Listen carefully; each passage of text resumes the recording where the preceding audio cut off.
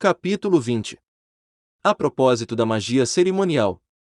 Para completar o que se acabou de dizer sobre as cerimônias e sobre suas diferenças essenciais com os ritos, consideramos ainda um caso especial que deixamos de lado intencionalmente. Este caso é aquele onde se trata de cerimônias mágicas. Embora esteja certamente fora do tema principal de nosso estudo, não acreditamos inútil dele tratar com algum detalhe, posto que a magia é, como já o dissemos, o que dá lugar a uma boa parte dos equívocos criados e mantidos sobre o tema da iniciação por uma multidão de pseudo-iniciados de todo gênero. Além disso, o termo magia se aplica sem cessar hoje em dia, e refletidamente, às coisas mais diversas, e às vezes sem a menor relação com o que designa realmente. Tudo o que parece mais ou menos estranho, tudo o que sai do comum, ou do que se convém considerar como tal, é mágico. Para alguns, já indicamos a aplicação que alguns fazem deste epíteto à eficácia própria dos ritos, o mais frequentemente, além do mais, com a intenção manifesta de negar sua realidade, e para falar a verdade, na linguagem vulgar, a palavra mesmo chegou a não ter apenas outro sentido que esse. Para outros, a magia toma o aspecto de uma coisa mais literária, um pouco a maneira em que se fala correntemente também da magia do estilo, e é sobretudo a poesia, ou ao menos a um tipo de poesia, se não a toda indistintamente, a qual querem atribuir esse caráter mágico. Neste último caso, há uma confusão talvez menos grosseira, mas que ainda assim importa em dissipar. É exato que a poesia, em suas origens e antes que tivesse degenerado em simples literatura, e na expressão de uma pura fantasia individual, era algo completamente diferente, cuja noção pode se vincular, em suma, diretamente à dos mantras, uma nota. Os livros sagrados, ou ao menos alguns deles, podem ser poemas, neste sentido, mas não o são certamente no sentido literário, que pretendem os críticos modernos, que com isso querem reduzi-los também a um nível puramente humano. Fim de nota. Assim, então, ali poderia haver realmente uma poesia mágica, como também uma poesia destinada a produzir efeitos de uma ordem muito mais elevada. Duas nota. Os únicos vestígios de poesia mágica que se podem encontrar, ainda, no Ocidente formam parte do que nossos contemporâneos convieram chamar de superstições populares. Efetivamente, é na bruxaria dos campos onde se encontram sobretudo. Fim de nota. Mas, desde que se fala ao contrário de poesia profana, e, efetivamente, é esta que os modernos têm em vista inevitavelmente, posto que inclusive quando lhes ocorre encontrar-se em presença da outra, não a sabem distinguir e acreditam que não se trata ainda mais que de literatura, já não se pode tratar de nada disso, como tampouco, diga-se o que disser, e isto é ainda outro abuso de linguagem, de inspiração, no único sentido verdadeiro desta palavra, quer dizer, no sentido propriamente supra-humano. Não respondemos, entenda, se bem, que a poesia profana, como qualquer expressão de ideias ou de sentimentos, possa produzir efeitos psicológicos, mas isso é outra questão e, precisamente, não tem absolutamente nada que ver com a magia. Não obstante, aqui se deter neste ponto, tendo em vista que nisso pode estar a fonte de uma confusão que, nesse caso, seria simplesmente correlativa de outro engano que os modernos cometem frequentemente, também, quanto à natureza da própria magia, e sobre o que retornaremos a seguir. Dito isso, recordaremos que a magia é propriamente uma ciência, pode-se dizer inclusive que é uma ciência física, no sentido etimológico desta palavra, posto que trata das leis e da produção de alguns fenômenos, e além do mais, como já o indicamos, é o caráter fenomênico da magia o que interessa a alguns ocidentais modernos, porque satisfaz suas tendências experimentalistas. Somente, importa estabelecer que as forças que intervêm aqui pertencem à ordem sutil, e não à ordem corporal, e é por isso que seria completamente falso querer assimilar esta ciência à física, tomada no sentido restringido no qual a entendem os modernos. Além do mais, este engano se encontra também de fato, posto que alguns acreditaram poder referir os fenômenos mágicos à eletricidade ou a radiações, quaisquer da mesma ordem. Agora bem, se a magia tiver este caráter de ciência, alguém se perguntará talvez como é possível que haja ritos mágicos, e é necessário reconhecer que isso deve ser efetivamente bastante embaraçoso para os modernos, dada a ideia que se fazem das ciências. Ali onde veem ritos, pensam que se trata necessariamente de algo muito diferente, que quase sempre procuram identificar um pouco completamente com a religião, mas, digámo-lo já claramente, os ritos mágicos não têm, na realidade, quanto à sua meta própria, nenhum ponto em comum com os ritos religiosos, nem tampouco, e estaríamos inclusive tentados de dizer que com maior razão ainda, com os ritos iniciáticos, como quereriam, por outro lado, os partidários de algumas das concepções pseudo-iniciáticas que têm curso em nossa época. Entretanto, embora estejam inteiramente fora destas categorias, há verdadeiramente ritos mágicos. A explicação é muito simples no fundo. A magia é uma ciência, como acabamos de dizê-lo, mas uma ciência tradicional. Agora, em tudo que apresenta este caráter, trate-se de ciências, de arte ou de ofícios, há sempre, ou ao menos desde que alguém não se limite a estudos simplesmente teóricos, algo que, ao se compreender bem, deve ser considerado como constituindo verdadeiros ritos, e não há lugar para surpresas sobre disso, já que toda ação cumprida segundo regras tradicionais, de qualquer domínio que dependa, é realmente uma ação ritual, assim como já o indicamos precedentemente. Naturalmente, em cada caso, estes ritos deverão ser de um gênero especial, posto que sua técnica será forçosamente apropriada à meta particular à qual estão destinados. Por isso é necessário evitar cuidadosamente toda confusão e toda falsa assimilação tal como as que mencionamos faz um momento, e isso tanto no que respeita aos próprios ritos, quanto no que respeita aos diferentes domínios aos quais se referem respectivamente, posto que estas duas coisas são estreitamente solidárias, e os ritos mágicos são apenas uma espécie entre muitas outras, sob mesmo título que o são, por exemplo, os ritos médicos, que devem parecer também, aos olhos dos modernos, uma coisa muito extraordinária e inclusive completamente incompreensível, mas cuja existência nas civilizações tradicionais não é por isso um fato menos incontestável. Convém recordar também que a magia é, entre as ciências tradicionais, uma daquelas que pertencem à ordem mais inferior, já que, bem entendido, aqui tudo deve ser considerado como estritamente hierarquizado segundo sua natureza e seu domínio próprio. Sem dúvida é por isso que, possivelmente mais que toda outra ciência, a magia está sujeita a muitos desvios e degenerações. 3 Nota. Confira. O Reino da Quantidade e os Sinais dos Tempos, capítulo 26 Xivi. Fim de nota.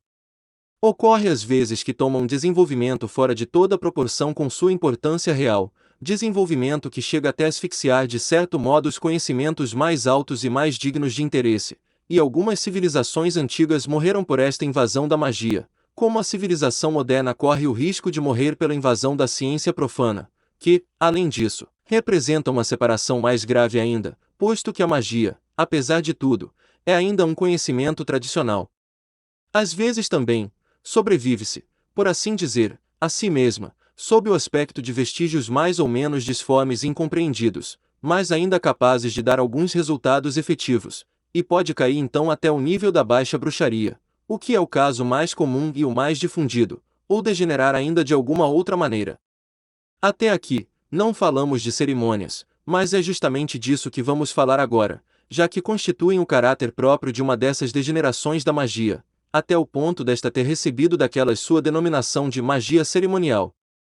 Os ocultistas estariam certamente pouco dispostos a admitir que esta magia cerimonial, a única que conhecem e que tentam praticar, não é mais que uma magia degenerada, e entretanto é assim, e inclusive, sem querer assimilá-la de modo algum à bruxaria, poderíamos dizer que está ainda mais degenerada que esta sob alguns aspectos, embora de outra maneira. Explicar-nos-emos mais claramente sobre isto. O bruxo cumpre alguns ritos e pronuncia algumas fórmulas, geralmente sem compreender seu sentido, senão contentando-se repetindo tão exatamente quanto é possível o que lhe foi ensinado por aqueles que os transmitiram. Isto é um ponto particularmente importante desde que se trata de algo que apresenta um caráter tradicional, como se pode compreender facilmente pelo que explicamos anteriormente, e estes ritos e estas fórmulas que, o mais frequentemente, não são senão restos bem desfigurados de coisas muito antigas, e que não se acompanham certamente de nenhuma cerimônia, por isso não tem menos, em muitos casos, uma eficácia certa. Não vamos fazer aqui nenhuma distinção entre as intenções benéficas ou maléficas que possam presidir seu uso, posto que se trata unicamente da realidade dos efeitos obtidos. Pelo contrário, o ocultista que faz magia cerimonial não obtém geralmente nenhum resultado sério dela, por muito cuidado que põe em conformar-se a uma multidão de prescrições minuciosas e complicadas, que, além do mais, aprendeu somente pelo estudo de livros, e não pelo fato de uma transmissão qualquer. Pode-se chegar às vezes a se iludir, mas esse é um assunto muito diferente, e se poderia dizer que há, entre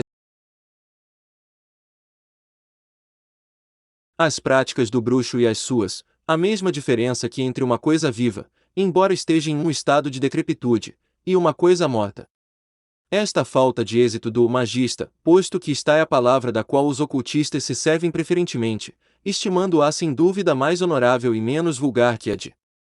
mago, tem uma dupla razão. Por uma parte, na medida em que ainda se tratem de ritos em parecido caso, simula-os mais do que os cumpre verdadeiramente, posto que lhe falta a transmissão que seria necessária para vivificá-los, e a qual a simples intenção não poderia suprir de maneira nenhuma. Por outra parte, esses ritos estão literalmente asfixiados sob o formalismo, vazio das cerimônias já que, incapaz de discernir o essencial do acidental, e além disso, os livros aos que se remeta estarão muito longe de poder lhe ajudar nisso, já que, ordinariamente, tudo neles está misturado inextricavelmente, talvez voluntariamente em alguns casos e involuntariamente em outros. O magista se dedicará naturalmente, sobretudo, ao lado exterior que mais lhe sensibilize e que é o mais impressionante, e é isso, em suma, o que justifica o nome mesmo de magia cerimonial. De fato, a maior parte daqueles que acreditam, desta forma, fazer magia, não fazem na realidade mais que autossugestionar-se pura e simplesmente, e o mais curioso que há aqui é que as cerimônias chegam a se impor, não só aos espectadores, se os houver, mas também àqueles mesmos que as cumprem. E, quando são sinceros, não nos vamos ocupar mais que deste caso, e não daquele onde intervém o charlatanismo, são verdadeiramente, à maneira dos meninos, enganados por seu próprio jogo. Esses não obtêm, pois, e não podem obter mais, que efeitos de ordem exclusivamente psicológica, quer dizer, da mesma natureza que os que produzem as cerimônias em geral, e que, além disso, no fundo, são toda a razão de ser destas, mas, inclusive se tiverem permanecido suficientemente conscientes do que acontece neles e ao redor deles para se dar conta de que tudo se reduz a isso, estão muito longe de suspeitar que, caso isso aconteça, não se atribua mais que a sua incapacidade e a sua ignorância. Então, engenham-se em edificar teorias, de acordo com as concepções mais modernas, e com isso incorporam diretamente em parte ou forçadamente, as da própria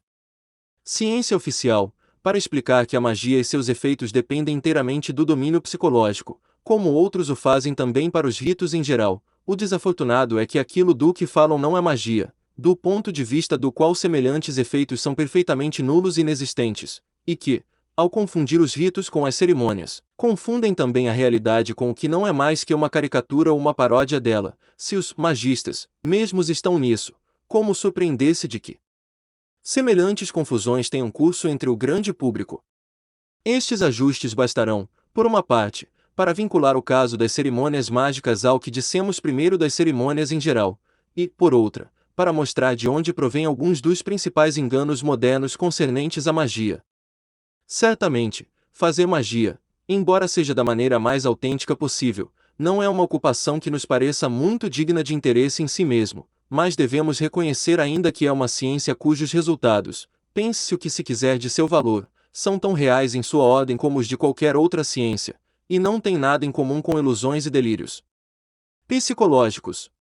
É necessário ao menos saber determinar a verdadeira natureza de cada coisa e situá-la no lugar que lhe convém, mas, justamente, a maior parte de nossos contemporâneos se mostram completamente incapazes para tal, e o que chamamos de psicologismo, quer dizer, essa tendência de reduzir tudo a interpretações psicológicas, do qual temos aqui um exemplo muito explícito, não é, entre as manifestações características de sua mentalidade, uma das menos singulares nem das menos significativas, além de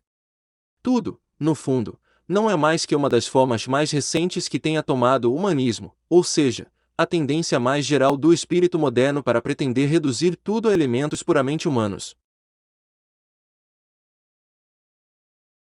Capítulo 21. Dos pretensos poderes psíquicos. Para acabar com a magia e com as demais coisas da mesma ordem, devemos tratar ainda de outra questão, a dos pretendidos poderes psíquicos, que, além do mais, leva-nos de novo mais diretamente ao que concerne à iniciação ou, ainda, aos enganos cometidos a seu respeito, posto que alguns, como dissemos no início, que lhe atribuem expressamente como meta o desenvolvimento dos poderes psíquicos latentes no homem. O que chamam assim não é outra coisa no fundo que a faculdade de produzir fenômenos, mais ou menos extraordinários e, de fato, a maior parte das escolas pseudo-esotéricas ou pseudo-iniciáticas do Ocidente moderno não oferecem nada mais. Trata-se de uma verdadeira obsessão na grande maioria de seus aderentes, que se iludem sobre o valor desses poderes, até o ponto de tomá-los como sinal de um desenvolvimento espiritual, e inclusive como sua finalidade, enquanto que, inclusive quando não são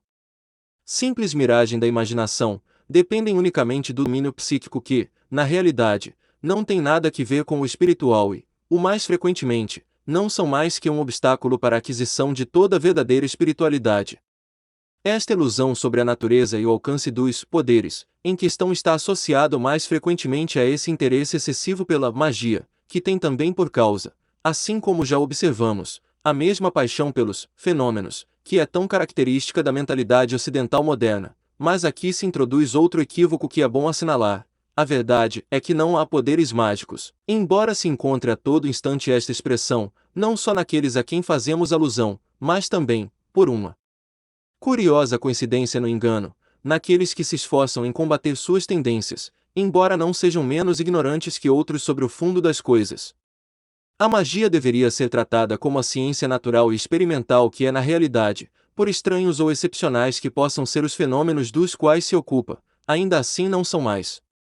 transcendentes que outros, e o mago, quando provoca tais fenômenos, simplesmente faz aplicar o conhecimento que tem de algumas leis naturais, as do domínio sutil ao qual pertencem as forças que põem em jogo.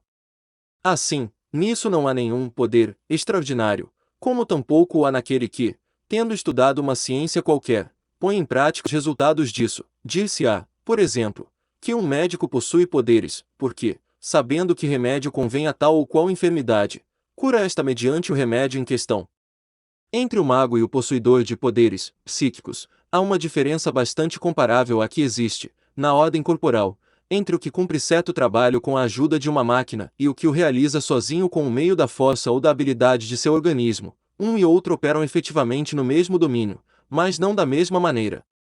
Por outra parte, trate-se de magia ou de poderes, em todo caso não se trata, repetímo-lo, absolutamente de nada espiritual nem de iniciático. Assim, se marcamos a diferença entre as duas coisas, não é porque alguma valha mais que a outra sob nosso ponto de vista, mas sim porque é sempre necessário saber exatamente do que se fala e dissipar as confusões que têm curso sobre este tema. Em alguns indivíduos, os poderes psíquicos são algo completamente espontâneo, o efeito de uma simples aptidão que se desenvolve por si só. É muito evidente que, nesse caso, não há nenhum motivo para tirar vaidade disso, como tampouco o há para tirar a de nenhuma outra aptidão qualquer, posto que não dão testemunho de nenhuma realização expressa, e posto que, inclusive, aquele que os possui pode não suspeitar a existência de tal coisa, se nunca não tiver ouvido falar de iniciação, não lhe virá certamente a ideia de acreditar-se iniciado, porque vê coisas que todo mundo não vê, ou porque tem às vezes sonhos premonitórios, ou porque se lhe ocorre curar um doente por simples contato, e sem que ele mesmo saiba como acontece isso. Mas há também o caso onde semelhantes poderes são adquiridos ou desenvolvidos artificialmente, como resultado de alguns treinamentos especiais. Isso é mais perigoso, já que se produz raramente sem provocar um certo desequilíbrio. E, ao mesmo tempo, é neste caso onde a ilusão se produz mais facilmente. Há pessoas que estão persuadidas de que obtiveram alguns poderes, perfeitamente imaginários de fato, seja simplesmente sob a influência de seu desejo e de uma espécie de ideia fixa, seja pelo efeito de uma sugestão que exerce sobre eles, alguém desses meios onde se praticam de ordinários treinamentos deste gênero. É aí sobretudo onde se fala de iniciação, a torto e a direito, identificando a mais ou menos a aquisição desses muito famosos poder e assim, não é de sentir saudades que alguns espíritos débeis ou ignorantes se deixem fascinar de certo modo por semelhantes pretensões, que, não obstante, basta para reduzir a nada a constatação da existência do primeiro caso de que falamos, posto que, nesse caso, encontram-se poderes completamente semelhantes, quando não inclusive mais desenvolvidos e mais autênticos, sem que haja nisso o menor rastro de iniciação, real ou suposta. O que talvez seja mais singular e mais dificilmente compreensível é que, aos possuidores destes poderes espontâneos, ocorre-se-lhes entrar em contato com esses mesmos meios pseudo-iniciáticos, sendo, às vezes, levados a acreditar, eles também, que são iniciados, certamente, deveriam saber melhor a que ater-se sobre o caráter real dessas faculdades que, além do mais, num grau ou noutro, encontram-se em muitos meninos muito ordinários, embora frequentemente, desaparecem depois mais ou menos rapidamente. A única desculpa para todas essas ilusões é que nenhum daqueles que as provocam e que as mantém em si mesmos ou em outros tem a menor noção do que é a verdadeira iniciação, mas, bem entendido, isso não atenua em modo algum seu perigo, seja quanto às perturbações psíquicas e inclusive fisiológicas que são o acompanhamento habitual desta espécie de coisas, ou seja quanto às consequências mais remotas, embora mais graves, de um desenvolvimento desordenado de possibilidades inferiores que, como já o dissemos em outra parte, vai diretamente ao reverso da espiritualidade. Uma nota: ver o reino da quantidade e os sinais dos tempos. Capítulo 35. Fim de nota. É particularmente importante destacar que os poderes, de que se trata, podem coexistir muito bem com a ignorância doutrinal mais completa, assim como é muito fácil constatá-lo, por exemplo, na maior parte dos clarividentes e dos curandeiro. Isso só provaria suficientemente que não tem a menor relação com a iniciação, cuja meta não pode ser mais que de puro conhecimento. Ao mesmo tempo, isso mostra que sua obtenção está desprovida de todo interesse verdadeiro, posto que aquele que os possui não está por isso mais avançado na realização de seu ser próprio, realização que apenas se constitui unida com o próprio conhecimento efetivo, não representam mais que algumas aquisições completamente contingentes e transitórias, exatamente comparáveis nisso ao desenvolvimento corporal, que ao menos não representa os mesmos perigos, e inclusive as poucas vantagens não menos contingentes que pode contribuir seu exercício não compensam certamente os inconvenientes aos quais acabamos de fazer alusão. Além disso, essas vantagens não consistem muito frequentemente mais que em deslumbrar aos ingênuos e em se fazer admirar por eles, ou em outras satisfações não menos vãs e pueris, e fazer exibição desses poderes, é já fazer prova de uma mentalidade incompatível com toda iniciação, embora seja do grau mais elementar. O que dizer então daqueles que se servem deles para fazer-se passar por grandes iniciados? Não insistiremos mais, já que tudo isto não depende mais que do charlatanismo, inclusive se os poderes em questão são reais em sua ordem. Efetivamente, não é a realidade dos fenômenos como tais o que importa aqui sobretudo, mas sim mais bem o valor e o alcance que convém lhes atribuir. Não é duvidoso que, inclusive naqueles cuja boa-fé é incontestável, a parte da sugestão é muito grande em tudo isso. Para se convencer disso, não há mais que considerar um caso como o dos clarividentes, cujas pretendidas revelações estão tão longe como é possível de estar de acordo entre elas, mas, pelo contrário, estão sempre em relação com suas próprias ideias ou as de seu meio ou da escola a qual pertencem. Não obstante, suponhamos que se trate de coisas inteiramente reais, o que, além disso, tem mais possibilidades de produzir-se quando a clarividência é espontânea que quando foi desenvolvida artificialmente. Inclusive neste caso, não se compreende por que o que é visto ou ouvido no mundo psíquico teria que ter, de uma maneira geral, mais interesse ou importância da que tem, no mundo corporal. O que ocorre a cada um ver ou ouvir o passear, se por uma rua, gente cuja maior parte lhe são desconhecidas ou indiferentes, incidentes que não lhe concernem em nada, fragmentos de conversações incoerentes ou inclusive ininteligíveis, e assim sucessivamente. Esta comparação é certamente a que dá a ideia mais justa do que apresenta de fato ao clarividente, voluntário ou involuntário. O primeiro tem mais desculpa de equivocar-se a respeito, no sentido de que deve sentir alguma dor em reconhecer que todos seus esforços, prosseguidos às vezes durante anos, não desemboquem finalmente mais que em um resultado tão irrisório, mas, no que concerne ao clarividente, espontâneo, a coisa deveria lhe parecer completamente natural, como é efetivamente, e, se não ocorresse muito frequentemente que se lhe persuade de que é extraordinária, não pensaria nunca, sem dúvida, em se preocupar mais do que encontra no domínio psíquico que do que encontra em seu análogo do domínio corporal, nem em procurar significações maravilhosas ou complicadas ao que está desprovido delas na imensa maioria dos casos. Para falar a verdade, há efetivamente uma razão em tudo, inclusive para o fato mais ínfimo e mais indiferente na aparência, mas nos importa tão pouco que não tomamos em conta e não sentimos nenhuma necessidade de procurá-la, ao menos quando se trata do que se conveio chamar a vida ordinária, quer dizer, em suma, dos acontecimentos do mundo corporal, se a mesma regra fosse observada a respeito do mundo psíquico, que no fundo não é menos ordinário, em si mesmo, senão quanto às percepções que temos dele, quantas divagações nos seriam economizadas.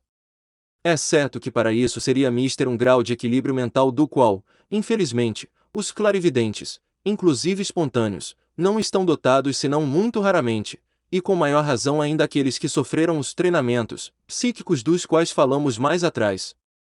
Seja como for, este desinteresse total a respeito dos fenômenos não é por isso menos estritamente necessário para quem quer que seja que, encontrando-se provido de faculdades deste gênero, queira apesar disso empreender uma realização de ordem espiritual, quanto àquele que não está provido delas naturalmente, muito longe de esforçar-se por obtê-las. Deve estimar ao contrário que para ele isso é uma vantagem muito apreciável em vista dessa mesma realização, no sentido de que terá assim muitos menos obstáculos que apartar. Além disso, voltaremos em seguida sobre este último ponto. Em suma, a própria palavra poderes, quando empregada assim, tem o grande inconveniente de evocar a ideia de uma superioridade que estas coisas não implicam de maneira nenhuma, ainda que se possa aceitá-la, não o seria mais que como um simples sinônimo de faculdades, que, além do mais, tem etimologicamente um sentido quase idêntico. Nota. Este sentido original da palavra faculdade é também o do termo sânscrito correspondente indriya. Fim de nota. Efetivamente, tratam-se de possibilidades do ser, mas de possibilidades que não têm nada de transcendentes, posto que são inteiramente da ordem individual, e posto que, inclusive nesta ordem, estão muito longe de ser as mais elevadas e as mais dignas de atenção.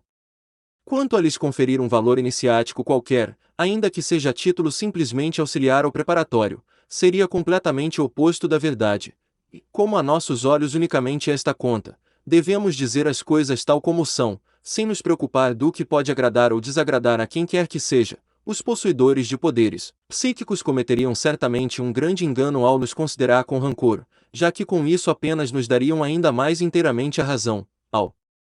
manifestar assim sua incompreensão e sua falta de espiritualidade, como, efetivamente, poder-se-ia qualificar de outra maneira o fato de se aferrar a uma prerrogativa individual, ou ainda, a sua aparência, até o ponto de preferi-la ao conhecimento e à verdade. 3. Nota, que ninguém vá opor, no que acaba de ser dito, que os poderes espontâneos poderiam ser o resultado de alguma iniciação recebida no astral, quando não também em existências anteriores. Deve-se entender bem que, quando falamos da iniciação, entendemos falar unicamente de coisas sérias, e não de fantasmagorias de um gosto duvidoso. Fim de nota.